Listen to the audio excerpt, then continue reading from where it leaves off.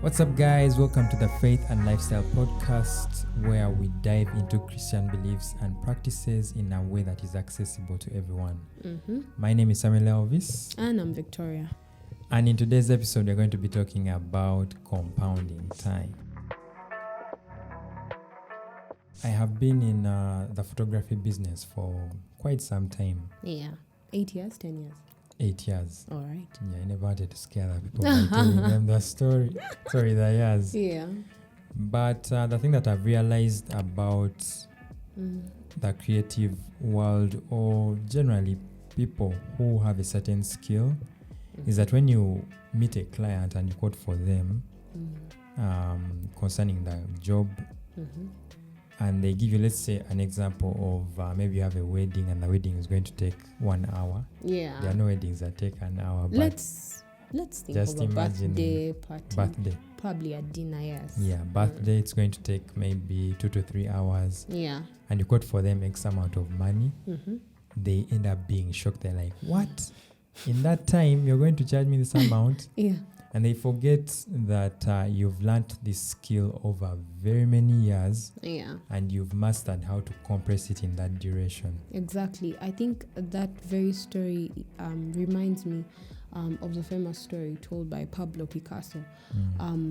The one where he was just chilling at a cafe in France, and the lady just walks up to him and is like, could you just please take a picture of me or draw a picture of me? And of course, yeah, he just picks out a serviette and sketches this lady's face. And in no time, he hands the lady the image, and then he quotes X amount of money. And then the lady exclaims, and she's like, how on earth can you charge me that amount of money for work that you've barely spent even 30 minutes on? And he's like, lady, it's not been 30 minutes. It's just been so many years of mastery, of repeating this thing, of going at it, of not giving up. And that's the money you gotta pay. Compounding time actually is related to very many things. Absolutely. But yeah. specifically, I would like to put it in one really sitting down and asking themselves, what am I doing? What things am I doing on a regular basis that will increase over time? It's true. Let's give an example of money. We like talking about finances, and we like talking about specifically investing. Finances. The beauty about investing is money keeps working for you, so it keeps compounding. It keeps increasing over time. So why we are talking about compounding time is because the things that we do on a regular basis, however small they may be, they end up compounding either in a good way or a bad way. That's why I wanted us to talk about this topic. That's absolutely true. I think for most of us, the justification is I'm just spending 30 minutes checking my Instagram. It's just a cup of coffee. I mean, I won't be gone for long. It will probably take 2 hours. It's just this conversation I'm having. It will not, be so long.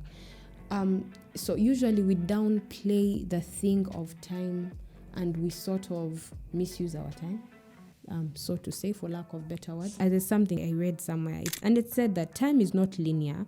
It keeps to its true known laws of nature, like most things. So while you're out there thinking that it's just an hour or 30 minutes of just me zapping through my Instagram, checking my Twitter, over the years or over weeks, it's no longer going to be an hour. It's going to become 40 hours. It's going to become a week. It will turn into months. Months will turn into years of you wasting away your time. So how best do you think we can get the best out of this time? Because all of us here, believe it or not, have limited time. That's true. Yeah, That's and true. The moment we realize it, sometimes we want to rush things. Like, let's say, again, we're going to go back to the bit of the money. Yeah. That I have hit the age of 30 or 50 years or 60 years, and I've not been saving. Yeah. And I've landed on this vlog about saving. Yeah. And I'm like, okay, I have learned that stuff, but I don't have time. Yeah. How can I buy back time so that I can be able to save this amount of money? Yes. Is there a way we can be able to compound the time, and at the same time not rush it. Truthfully, honestly, I think reality kicks in at some point, especially when it comes to things of money. I mean, if you have retired, research has shown over time that most of the men will probably pass on after retirement, 4 years of their retirement, because then reality strikes. I mean, you did not save up enough, you didn't build anything, zero investments. So they get into a depression, and then before we know it. So it might be a bit tricky, but there's hope, guys. And that's why we're talking about compounding time.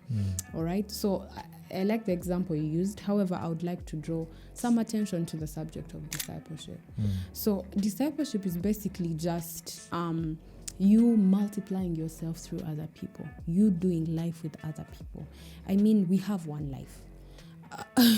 We have one life, and like you said, the window is very limited to do big things, to dream big things, to do significant things.